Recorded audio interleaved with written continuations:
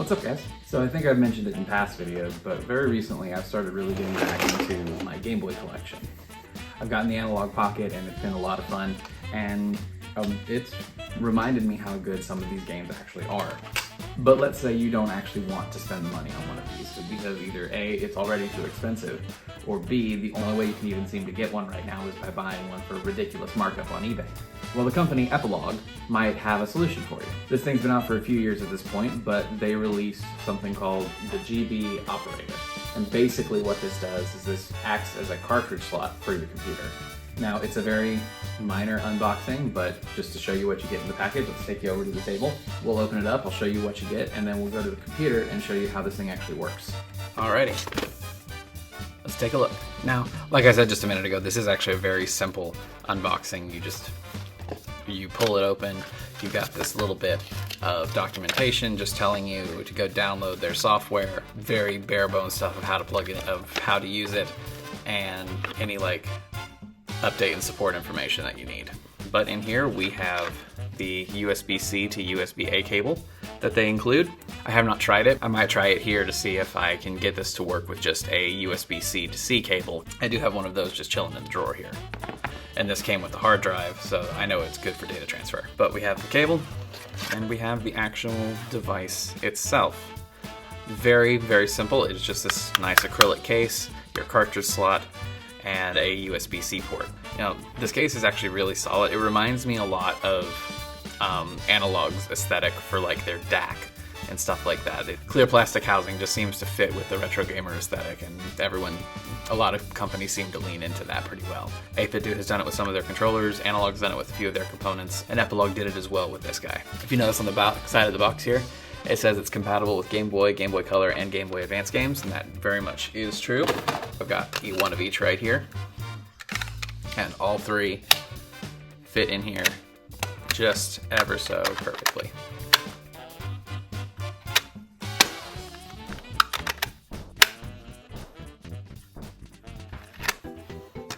Like I said, it's a pretty bare bones unboxing, so let's get this guy plugged into the computer and we'll show you how the software works. All right, now that we're properly at the desk at the computer, let's just jump out so you can see the screen, and we're gonna get this guy plugged in. Now, for initially here, I am going to just use the included cable so I can for sure show you guys what else is going on. All right, now that the GB operator here is plugged in, you can tell because it's got the light on, and it's got power going to it.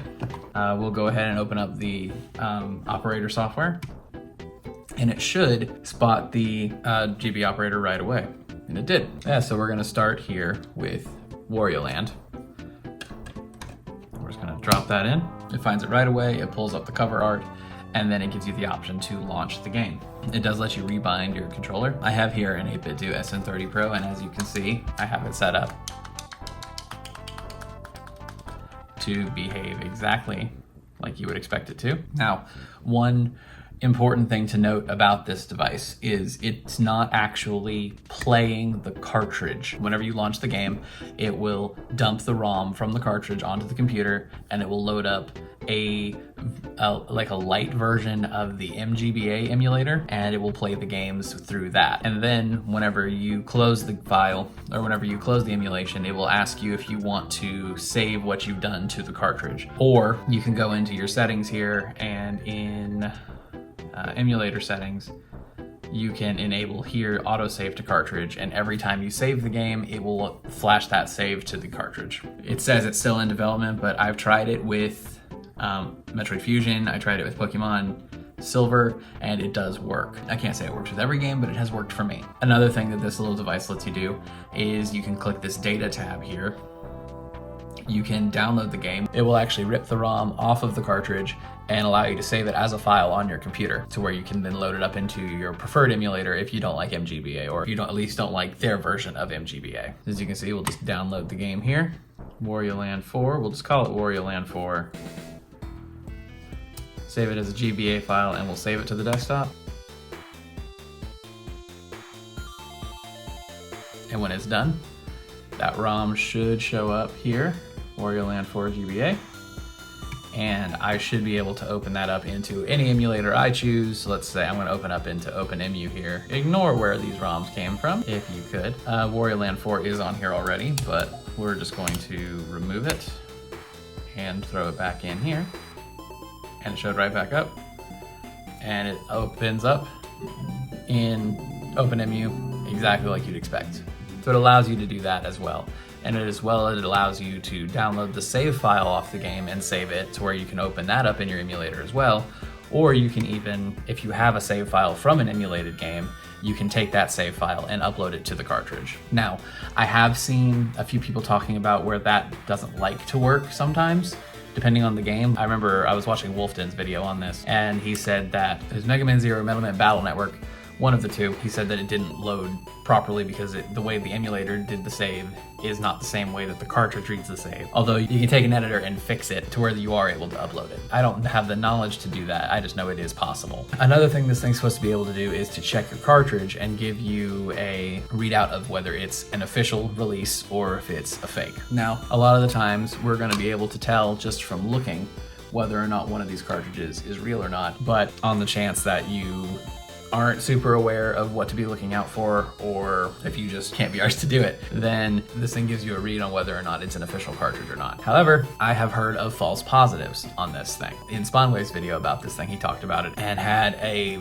known reproduction cartridge show up as official. So your mileage may vary on that, but what it seems like is that you might get a false positive. It says it's official, but it could still be a fake. But if it tells you it's a fake cartridge, then you're pretty much guaranteed you got a fake. Hey guys, me here in editing. I can't believe I forgot to mention this, but one of the big selling points of this guy is the fact that it actually works with the Game Boy camera. It allows you to dump the Game Boy camera photos you took onto your computer and save those ridiculously small images. Now, I don't have a Game Boy camera in order to show this, but that is something that this thing can do that other things like it can't. And it also allows you to put your homemade games in something like GB Studio onto a flash card. So that's also really cool. Just an FYI if that's something you're looking for. It does read GBA games. I have Zelda Oracle of Ages here. Found it very quickly, no problem. And then I have Super Mario Land 2, which it found and did no problem. Let's load up a game and let you just get a look at how the emulation actually works and how it feels. Oh, this was my childhood game here. Oh right, I was at the end. I actually don't think I ever finished Oracle of Ages. It's kind of a shame, really. I definitely haven't played this in forever. God, I need to actually replay this game and properly finish it because I don't think I ever did. But let me actually show you something real quick. We had an amount of health whenever I started. We have this amount of health now, so whenever I exit the emulation, and to prove that it did actually save it to the cartridge, I'm going to take this out of the operator and put it into my analog pocket here. And as you can see there, I have that same low amount of health that I had just a little bit ago. Now I want to point something out. It seems to be a little screwy with the internal clocks of games. I was testing it with Pokemon Silver here, and whenever I would load the game, it would launch fairly normally, but the time wouldn't be set. For whatever reason, the GB operator here does screwy things with internal clocks, at the very least with Pokemon Silver. Currently 9 in the morning.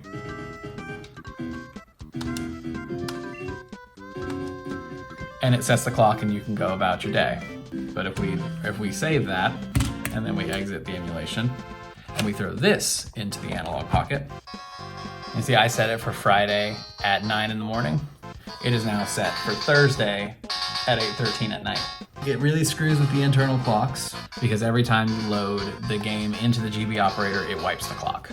Now, I don't know if that's a specific glitch with Pokemon or if it may be a specific glitch with this specific copy of Pokemon Silver, but it does seem to be an issue, and it's the only game that I know of that I have that has an internal clock. Or at least an internal clock that you can see if it gets messed up. So yeah, this thing's actually a pretty neat little piece of kit. It's a niche piece of kit, but if this little thing here could fill a need that you've had, then by all means go for it. Now there are other options that are cheaper that technically fill the same space, but if you enjoy the aesthetic or if you enjoy the ease of use that the software allows, then it's a nice little addition for your home setup, just to be able to pop a cartridge in here and play one of your old games, especially since it can flash the save to the cartridge.